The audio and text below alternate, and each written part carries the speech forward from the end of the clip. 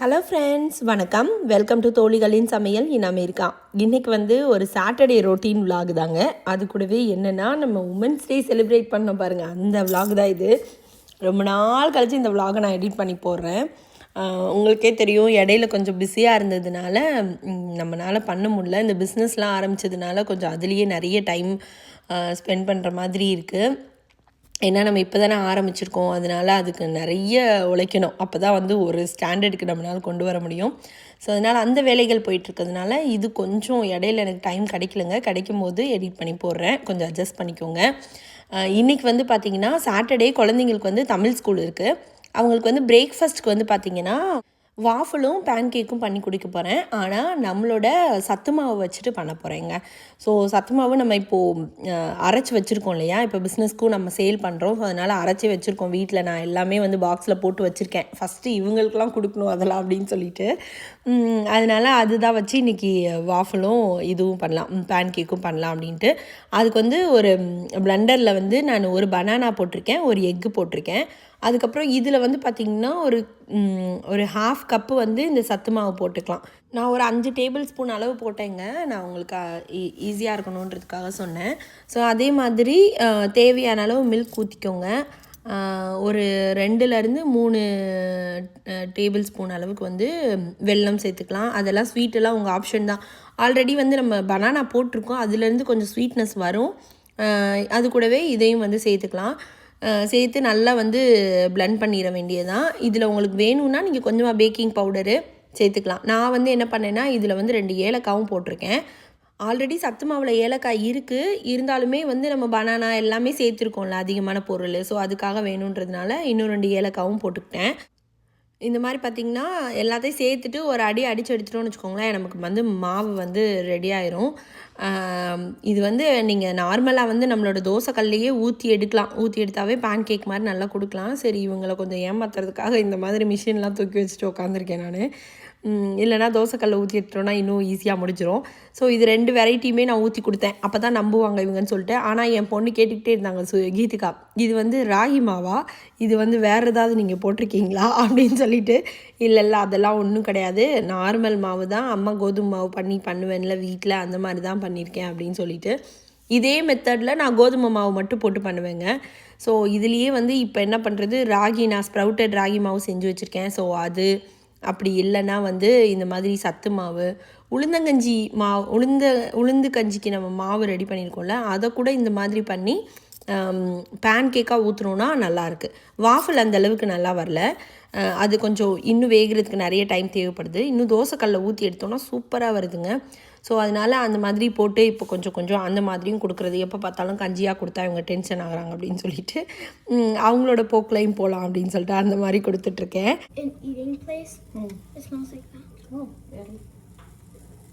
சொல்லு, தமிழ் ஸ்கூல் போக போகிறோம் நாங்கள் இப்போ.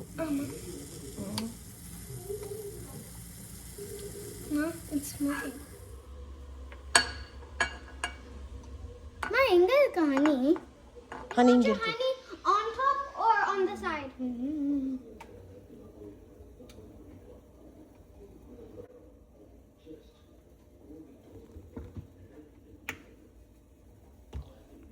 ரெண்டு பேரையும் சாப்பிட வச்சுட்டு நான் குழந்தைங்க 2 பேரையும் தமிழ் ஸ்கூலுக்கு கூட்டிகிட்டு போயிட்டாங்க. அவங்கள போய் ட்ரா பண்ணிட்டு வரலான்னு சொல்லிட்டு. அப்புறம் நான் வர்றதுக்குள்ளே ஹஸ்பண்ட் அடுப்பெல்லாம் தொடச்சிட்டு கொஞ்சம் கிச்சன் கொஞ்சம் க்ளீன் பண்ணி வச்சுட்டு இருந்தாங்க. பாத்திரமும் இருந்ததா, ஸோ அதை கொஞ்சம் விளக்கிட்டு இருந்தாங்க. சரி, நான் அப்படியே சமையல் வேலையை ஆரம்பிக்கிறேன் அப்படின்னு சொல்லிட்டு. நேற்றே பார்த்திங்கன்னா ஆட்டுக்கால் வாங்கிட்டு வச்சுருக்கோம், ஈரல் வாங்கிட்டு வச்சுருக்கோம். அப்புறமா இது சிக்கன் வாங்கிட்டு வச்சுருக்கோம். இது 3 ஆட்டுக்காலும் ஈரலும் என் ஹஸ்பண்ட் வாங்கணும் அப்படின்னு சொல்லிட்டு வாங்கிட்டு வந்தாங்க. இது 2 வாங்கிடலாம், இன்றைக்கி 2ம் செஞ்சு சாப்பிட்ணும் அப்படின்ட்டு. நான் ஒரு நாள் ஆட்டுக்கால் பாயா பண்ணேன் பார்த்திங்களா. யூஸ்வலாக அவங்களுக்கு பிடிக்காது, அன்றைக்கி பண்ணதுக்கப்புறம் அவங்களுக்கு ரொம்ப பிடிச்சிருந்தது. அதனால் இது செகண்ட் டைமாக வாங்கி பண்ணுவோம் அப்படின்னாங்க. சரின்ட்டு வாங்கிட்டு வந்தோம். சிக்கன் எதுக்காக வந்தோன்னா, இன்றைக்கி ஈவினிங் நமக்கு பாட்லக் இருக்குது. ஸோ அதுக்கு நான் சிக்கன் சுக்கா பண்ணிட்டு வரேன்னு சொல்லியிருக்கேன். எனக்கு இப்போது சமையல் முடித்த உடனே கேட்ரிங் வேலை இருக்குங்க. ஸோ நான் கிச்சன் கிளம்பணும். அதனால் இங்கே வீட்டில் வேலையெல்லாம் முடிச்சுட்டு இவங்களை செட் பண்ணிவிட்டு நான் கிளம்புனேன்னா நான் வரதுக்கு திருப்பி நைட் ஆயிரும். நைட் வேறு ஈவினிங் பார்ட்டி இருக்குல்ல நமக்கு, அந்த வேலையும், அதனால அங்கேயும் போகணும். அதுக்குள்ளே நான் அந்த டைமிங் மேனேஜ் பண்ணி முடிக்கணுன்றதுனால ஃபஸ்ட்டு நம்மளோட வீட்டு சமையலை முடிச்சிடலாம் அப்படின்னு சொல்லிட்டு பண்ணிகிட்ருக்கேன். ஒருத்தவங்க கமெண்ட்ஸில் கேட்டிருந்தீங்க, நான் ரொம்ப நாள் ரெசிபி கேட்டுகிட்டே இருக்கேன், நீங்கள் போட மாட்டீங்கன்னு. ரொம்ப சாரிங்க. நான் வந்து நார்மலாக நீங்கள் சொல்கிறது கரெக்டு தான். நம்ம ஒரு ஐட்டம் சமைக்கிறத காமிக்கிறோன்னா அதை ரெசிபியோடு போட்டால் தான் உங்களுக்கு யூஸ்ஃபுல்லாக இருக்கும். நான் சம்டைம்ஸ் எப்படின்னா என்ன செஞ்சேன்னு சொல்கிறது லைட்டாக காமிப்பேன். அது உங்களுக்கு பார்த்துட்டு நல்லா இருக்குது அப்படின்னு சொல்லிட்டு நீங்கள் கேட்பீங்க. அது திருப்பி நான் பண்ணும்போது ரெசிபி எடுக்கிறதுக்கு சம்டைம்ஸ் டைம் இருக்காது, சில நேரம் டைம் இருக்கும். ஸோ நான் வந்து கண்டிப்பாக நீங்கள் கேட்ட ஐட்டம்ஸ் எல்லாத்தையும் நான் வந்து ரெசிப்பியாக போடுறேன் கூடிய சீக்கிரத்தில் ஒன்றா போடுறேங்க.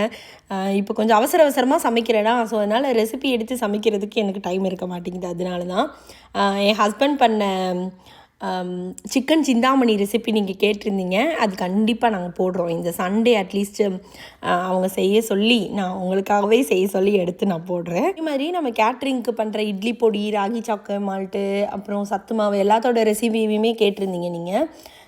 தாராளமாக நான் போடுவேங்க. எனக்கு அதை பற்றிலாம் ஒன்றும் பிரச்சனை இல்லை. ஒருத்தவங்க கீழே கமெண்ட்ஸில் கூட சொல்லியிருந்தாங்க, அவங்க பிஸ்னஸ்க்காக பண்ணுறவங்க எப்படி உங்களுக்கு ரெசிபி கொடுப்பாங்கன்னு. அப்படியெல்லாம் எனக்கு ஒன்றும் கிடையாது. அதெல்லாம் வீட்டில் பண்ண முடியாதவங்க தான் நம்மக்கிட்ட வாங்கிக்க போகிறாங்க. உங்களாலேயே பண்ண முடியும்னா இந்த ரெசிப்பியை ஃபாலோ பண்ணி நீங்கள் செஞ்சு சாப்பிடுங்க. நீங்களே வீட்டில் பண்ணிங்கன்னா இன்னும் உங்களுக்கு ஹாப்பியாக தான் இருக்கும். உங்களுக்கு அவ்வளோ டைம் இல்லை, பிஸியாக இருக்கீங்க அப்படின்னா, நீங்கள் யூஎஸில் இருக்கீங்க அப்படின்னா நம்மக்கிட்ட ஆர்டர் பண்ணி வாங்கிக்கோங்க. நம்மளும் அதே மாதிரியே பண்ணி கொடுக்குறோம் வீட்டில் பண்ணுற மாதிரி. ஸோ இப்போ வந்து பார்த்திங்கன்னா அந்த ஆட்டுக்கால் வந்து நல்லா கழுவி கொஞ்சம் மஞ்சத்தூள், சோம்பு, ஒரு ஸ்பூன் ஜிஞ்சர் கார்லிக் பேஸ்ட்டு, ஒரு தக்காளி இது போட்டு விசில் விட்டுட்டேன். இறக்கும்போது கொஞ்சமாக மிளகு போட்டு அந்த தண்ணி எடுத்து வச்சுக்கிட்டேன். இவங்க ரைஸில் போட்டு நல்லா சாப்பிடுவாங்க குழந்தைங்க.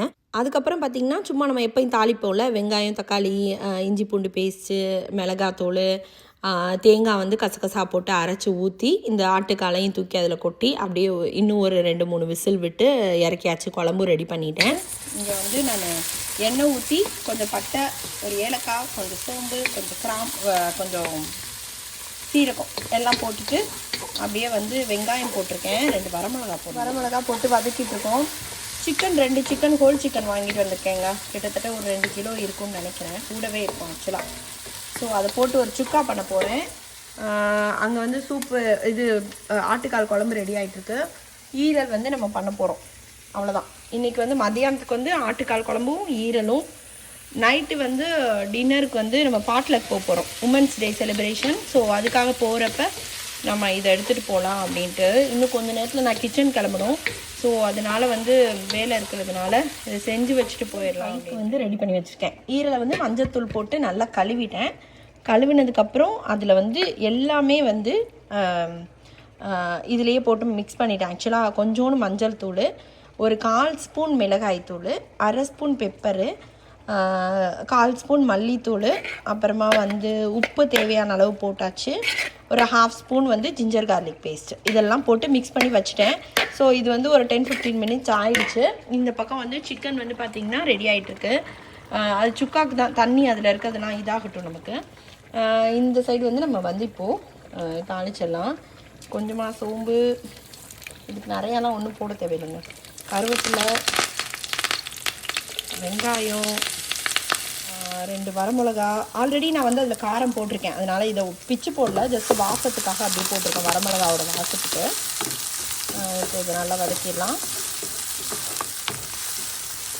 வந்து ரொம்ப ஈஸிங்க. ஒரு ஃப்ரெண்டு சொல்லி கொடுத்த ரெசிபி தான். எண்ணெய் ஊற்றிட்டு நம்ம தாளிக்கிறதெல்லாம் தாளிச்சிட்டோமா, தாளிச்சிட்டு வெங்காயம் போடுறதுலாம் உங்களுக்கு நான் சொன்னேன். அதுக்கப்புறம் வெங்காயம் போட்டு, தக்காளி போட்டு, இஞ்சி பூண்டு பேஸ்ட் போட்டு வதக்கிட்டு, ரொம்பலாம் வதங்க தேவையில்லை, சுமாராக வதங்கினாவே போதும். அது கூடவே சிக்கன் நம்ம அள்ளி போட்டுணும்.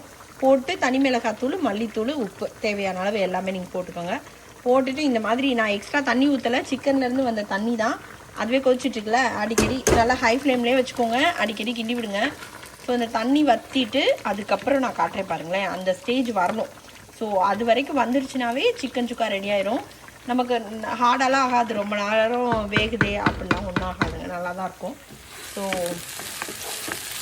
இது வந்து பார்த்திங்கன்னா இது போட்டோம். இஞ்சி பூண்டு பேஸ்ட்லாம் ஆல்ரெடி நம்ம போட்டோம்.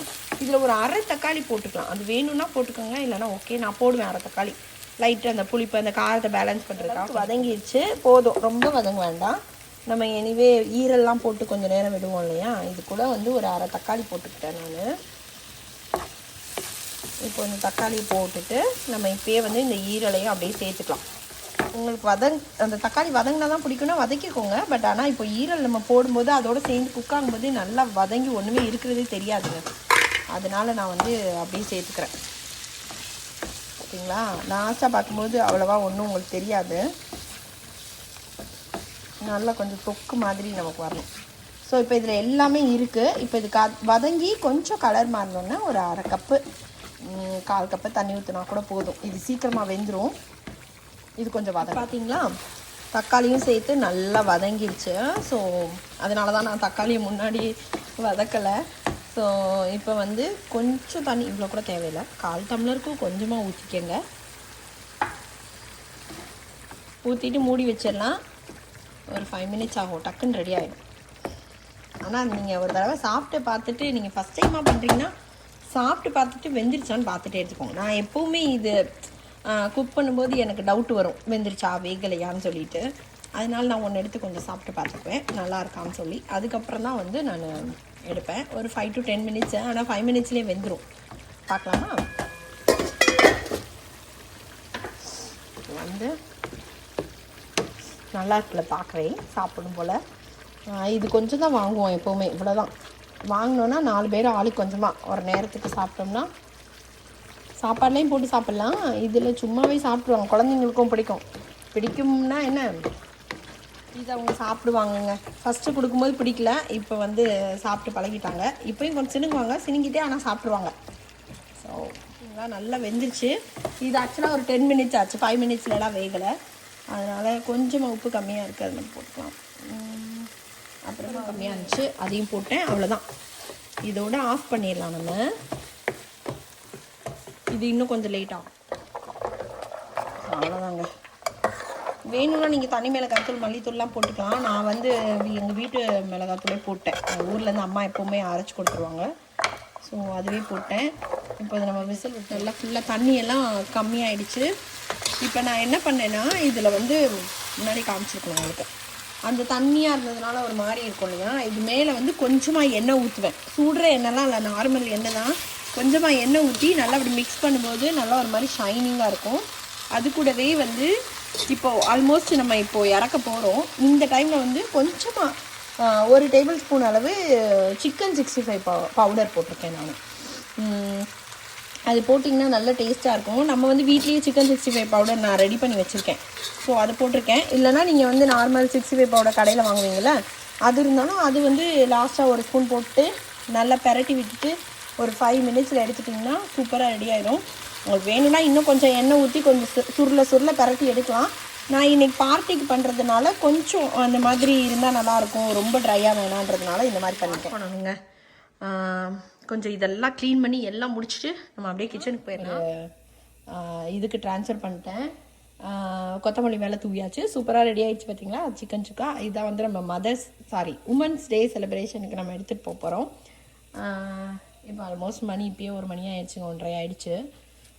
ஸோ எடுத்து வச்சிட்டோன்னா அங்கே கொண்டு போயிட்டு அப்புறமா மைக்ரோவேவ் பண்ணிக்கலாம். அவ்வளோதான், இந்த வேலை முடிஞ்சுதா. இந்த பாயா மட்டும் சூடு வந்துருச்சுன்னா, விசில் வந்துருச்சுன்னா அமர்த்த வேண்டியதான். இது கொஞ்சோண்டு விட்டு வச்சுருக்கேன். ஸோ இதில் ரைஸ் போட்டு சாப்பிட்லான்ட்டு ரைஸ் குக்கரில் வச்சுருக்கேன். இதில் போட்டு பட்டி சாப்பிட்லாம் அப்படின்ட்டு.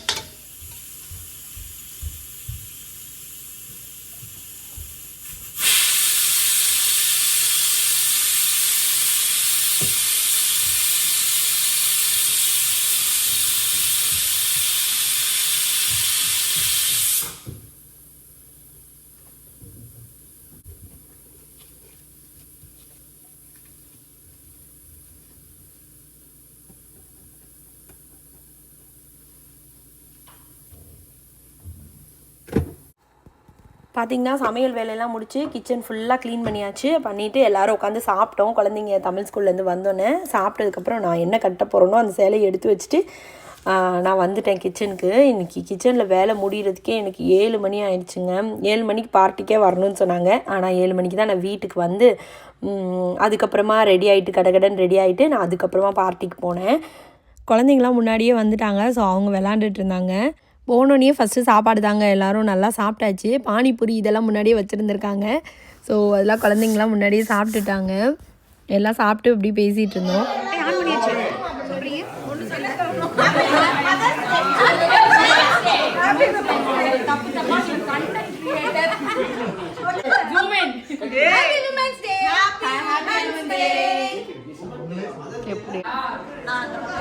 பரவாயில்ல உட்காருங்க.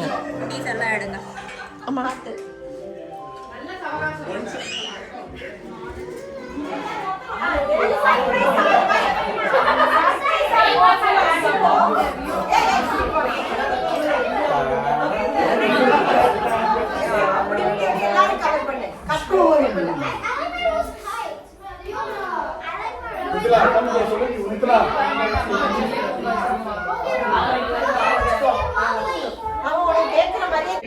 எல்லாரும் ரோஸ் நீட்டுமா நேரா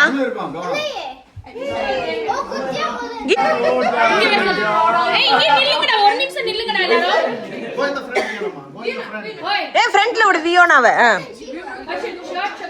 எல்லாரும் ரோஸ் இப்படி முன்னா நீட்டுங்க பாக்க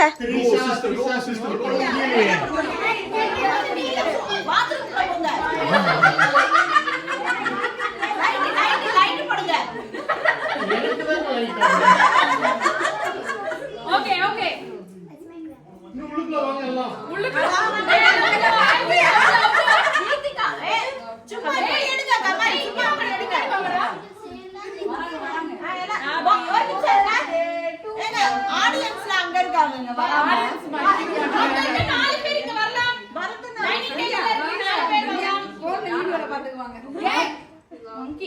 நேர்ல இருந்து விஷ் பண்ண மாட்டீங்களா எங்களெல்லாம் வாங்க எதுக்கு இந்த கேதரிங் கேமரா மட்டும் மறைக்காம நிக்கணும் பாத்ரூம்ல இருந்து கமலு வாங்க வாங்க எல்லாரும் கட் பண்ணுங்க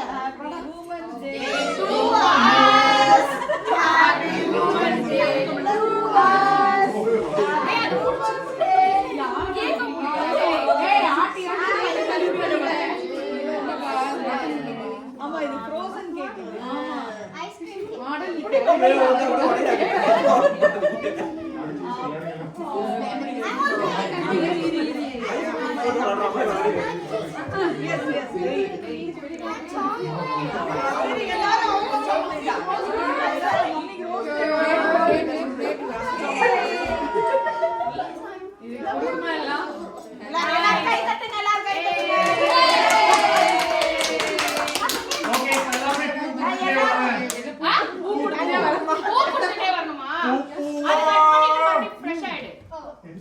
வீடியோ கட் எடுத்துங்களா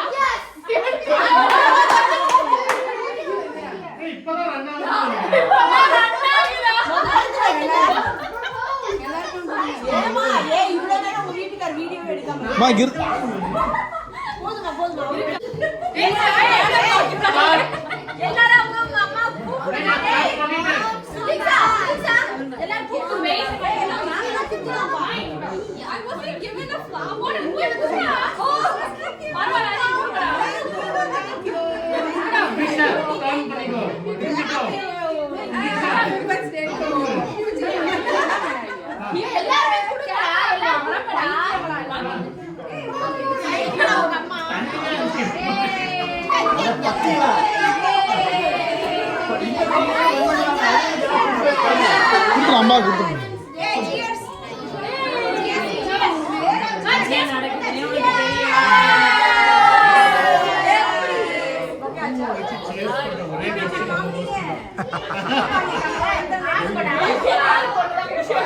நான் எங்க கேக் கட்ட சீஸ்